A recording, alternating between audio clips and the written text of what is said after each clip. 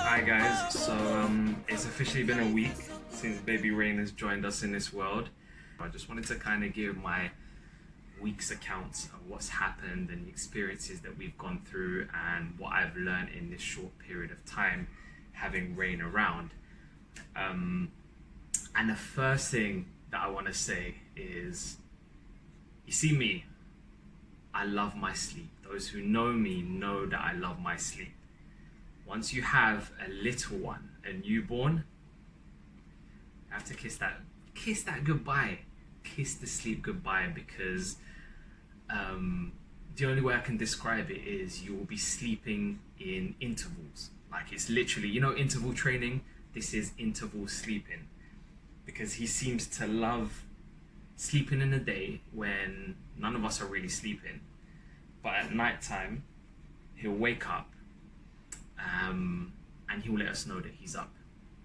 So I guess once we kind of got to grips with what he wants, is it feeding, is it changing diapers, or naturally just being comforted, we kind of got to grips with understanding what he wants. Well, let me talk about when he was first born. Thankfully, everything went smoothly. Like, it was just such an amazing experience. Like, being there with my wife, holding her hand through it, and the most memorable part for me was when we first heard the baby's first cry. Like, because I was there with my wife. She went through a C-section, so it was all planned. And there you go. What's wrong, my friend? What's wrong, mister? There you go. So yeah, it was all planned. I was sat there next to her. They had the covers up, so we couldn't really see what they were doing. And then all of a sudden, it just kind of was like, okay, he's coming, right, everybody get ready. Then me and my wife are like, all right, you ready? Okay, let's do it. And then you heard the first cry, and I'm not gonna lie, like, I shed tears. When I first heard that cry, I shed a tear, and I was looking at my wife, and she kind of had tears in her eyes. It was a beautiful moment, like, really, really beautiful. That was probably the most memorable part of his birth for me. Our first little challenge, I guess, was getting him to breastfeed. Like, he didn't want to breastfeed straight away. It took him a little while. He just wasn't latching on. So we were kind of baffled by that, and the nurses there were like, okay, well, you have to breastfeed, like, try it all you can. So we kept trying, and hours had gone past, and it was like, okay, well, he needs to feed now. Like, he's not breastfeeding and he needs to eat. So we ended up having to give him formula first, just to make sure that he was fed. And what we soon came to realize was he had a blocked nose. Like, I looked at his nostril. What's up?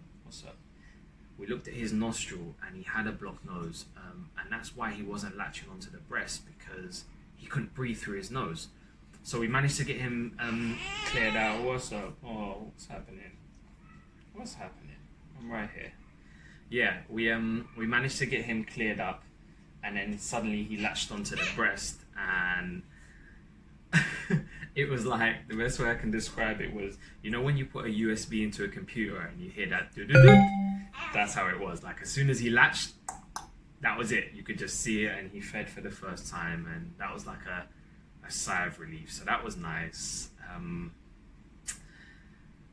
Then it was the challenge of burping. Like, for me, you're told how to burp, but you don't really know until you try it. And so, like, I was holding him for a while and trying to burp him, and it wasn't happening, and I was being told what to do and stuff. And you try different techniques, and all of a sudden my wife was like, okay, well, look, why don't we try this technique with the palm, where you rub the back with the palm, and suddenly that was it. Like, he burped. So that's the technique that little man loves, and that's what we use, don't we? Well, I say love, but to be quite frank, like, when I put him over my shoulder and I try to burp him, he's not keen on that position. So I have to keep kind of fiddling around, and his neck is so strong for a young age, so he just keeps turning, and I've got to make sure that his nose and mouth aren't blocked. And finally, once you get him into the position he's comfortable with, you burp him, and you know, it's all smooth sailing from there. What else did we go through in this week? Oh yeah, well, we found out that he's lactose intolerant. So, I know. Even when you hear it, you don't like it. I know. He's lactose intolerant. And we found out because Charisse loves cheese. Like, she went through a big cheese phase. And she still is, to be honest. So she's eating a lot of cheese. What's happening, my friend? What's happening, mister? Okay, there we go. Yeah, so she's eaten a lot of cheese, and it's obviously going through the breast milk. And he was like, maybe the second night of his birth, since he was born. He just, oh, what's up? Okay, all right, there we go. Yeah, he second night. I'm gonna tend to him. Let me make sure he's okay. What's happening? Yeah, so the second day after he was born,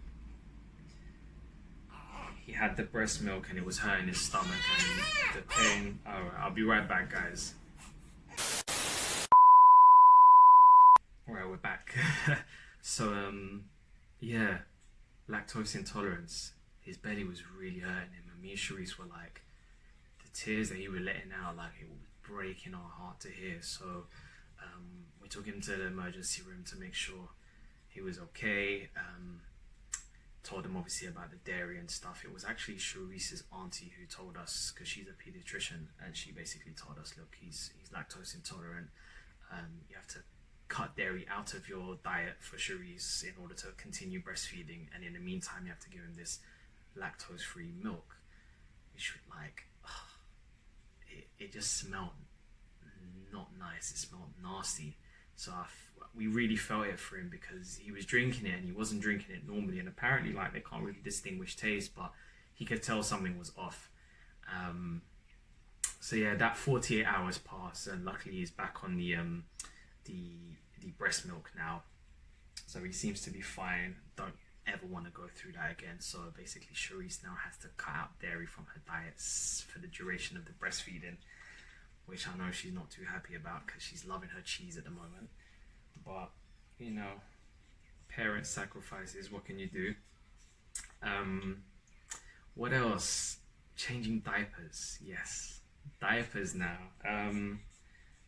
That was interesting for me, because I'm not gonna lie, at first I was like, you know, I know this is gonna sound nasty, but you know when you smell somebody else's number two, you're just like, yeah.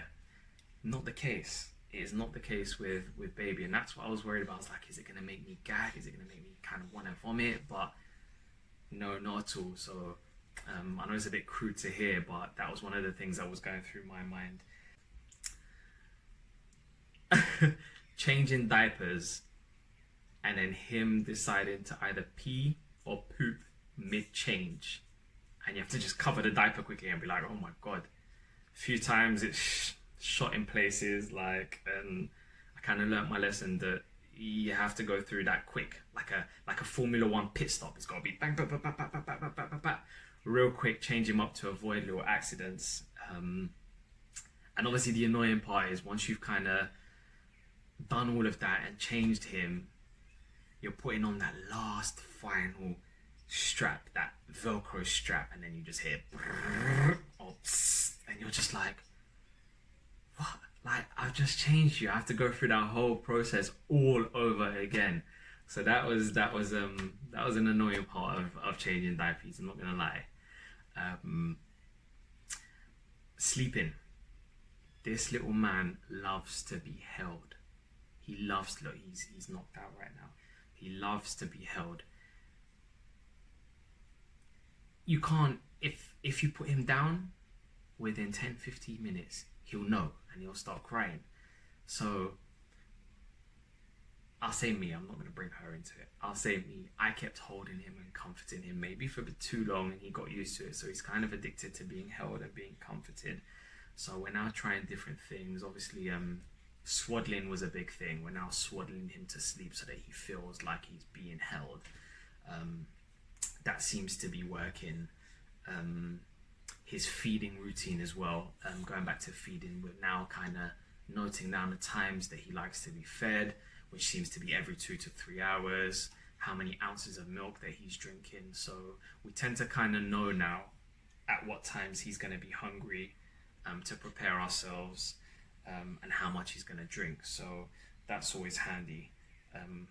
We're flicking through between the breast milk, directly from the breast and from the bottle. So we're flicking between the two just to give Sharice a little bit of rest at night time. So when he does cry at night, I can just run and get a quick bottle and stuff. Okay, all right, mister, what's wrong? What's wrong? What's wrong? Yeah, loving his passy at the moment. Loving the passy. Yeah, what else? Big sister. His big sister loves him to pieces. Like, she's so in love with him, and she gets involved in everything. She kind of wants to help us with absolutely everything when it comes to him, which is beautiful to see. She's literally there. There's obviously times that she's a little bit overzealous and kind of wants to get involved and wants to hold him, and she still needs to kind of understand his how fragile he is. But she's getting there, and it's beautiful to see her kind of caress him and hold him and show that love for him. So that's amazing. I know at the beginning, before he was born, she kind of had her mindset on having a little baby sister, but you can't even tell that now. Like, she's so in love, which is absolutely amazing. In terms of things that we don't know, which I'm sure a lot of people that go through a newborn status, there's a lot of things you might not know, but Google seems to be like our best friend. I mean, we're so fortunate to have Sharice's auntie as a pediatrician. Like, she's a phone call away, and she just helps us with anything. But Google is really good because it helped us kind of understand how to burp. And there's obviously mothers forums, or parents forums should I say, that you can kind of visit, and they give you little hints and tips and baby hacks per se. So that's really good. The in-laws have been so supportive. Like, Sharice's parents have been amazing as well. Like, they're literally around the corner, so they're more than willing to help and have gone way and beyond. Obviously my family are in London, so I kind of keep them updated through FaceTime and WhatsApp video calls, and I send them pictures all the time. He's knocked out again.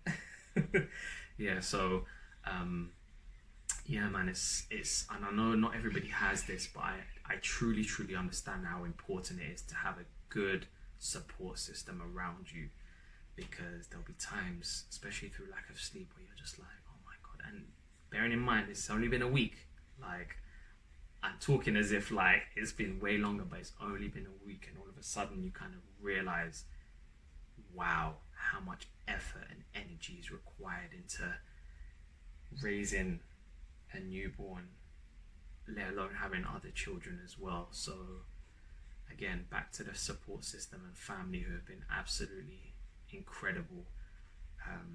It really does help. So he's smiling. Which I understand is probably just gas, but we'll take the smile still. But yeah, that's kind of been as a father, my experience in the first week of having a newborn around, loving every single minute of it.